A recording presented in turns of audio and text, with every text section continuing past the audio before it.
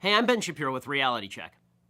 A couple of weeks ago, HBO's Bill Maher got into it with the Islamic expert and horrifyingly mediocre actor who should never, ever play Batman, Ben Affleck, over whether Islam was indeed a violent religion. Here's the exchange. And you painting the whole group religion with that same brush. Let's get down to who has the right answer here. 1 billion people, you say. All these billion people don't hold any of these... 1.5 or something. Don't hold these pernicious beliefs? No, I would... well, they don't. Of course, he's not alone in taking the PC position that Muslims the world over are tolerant and liberal. He's joined by our president, Barack Obama.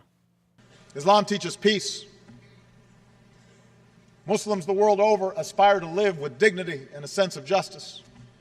Wow, it's just like John Lennon's Imagine. Now, the question isn't whether Islam itself is violent. It's what its adherents believe, because that's what they act upon. There's plenty of violent material in the Old and New Testaments. Hey, I'm an Orthodox Jew. I read the Old Testament a lot. But believers in those particular texts are not currently ramming airliners into towers or beheading journalists or mutilating female genitalia. So, let's examine the question. Is radicalism in the Muslim world a tiny minority phenomenon? So to answer that question, we need to define our terms. We're really not talking about people who are active terrorists. Radical beliefs are a lot broader than terrorists, and anybody who argues otherwise is being naive or foolish or disingenuous. But terrorists draw their moral, financial, and religious support from those who are not terrorists themselves. So, who are the radicals? Ben Affleck actually was right on this. There are approximately 1.6 billion Muslims on the planet, and they're from 49 different countries in terms of where they have a majority. All the population stats, by the way, are from Pew Research as of 2011. Indonesia is the world's most populous Muslim country. It's got almost 205 million Muslims living there. According to one 2009 poll, it showed almost 50% of Indonesians actually support strict Sharia law, not just in Indonesia, but in a lot of countries, and 70% blamed the United States, Israel, or somebody else for 9/11. So, you make that calculation, it's about 143 million people who are radicalized. You scared yet? We're just getting started. Okay, Egypt, 80 million Muslims. According to that same 2009 poll, it showed that 65% want strict Sharia law in every Islamic country, and almost 70% said that they had positive or mixed feelings about bin Laden. So that's 55.2 million more radicals. Pakistan has almost 179 million Muslims. 76%, just over 3/4, want strict Sharia law in all Islamic countries. That is another 135.4 million radicals. Bangladesh, not a country you tend to think of as Muslim, but there are 149 million Muslims living there. As of 2013, just over a quarter said suicide bombings or targeting of civilians was sometimes justified. Another 82% want Sharia to be the official law of the country, and 2/3 said honor killings of women can sometimes be justified. Honor killings, 2/3. It's 121.9 million radicals. Nigeria, 75.7 million Muslims live there. 71% favor Sharia law. That's 53.7 million people. Iran, 74.8 million Muslims. 83% favor implementation of Sharia law as of last year.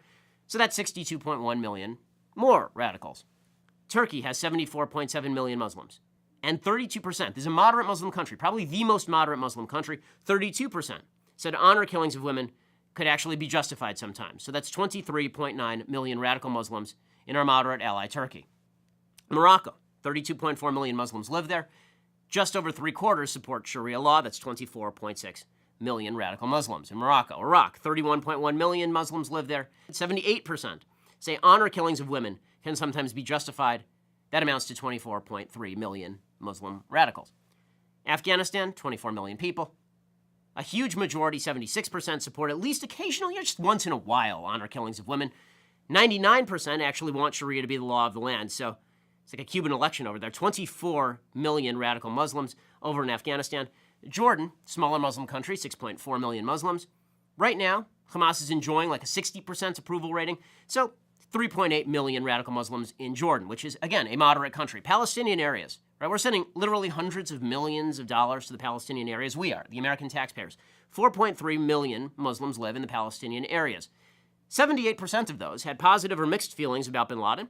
89% support terror attacks on our ally, Israel. 89% support Sharia law. We should give them a state, folks. That's 3.83 million radical Muslims.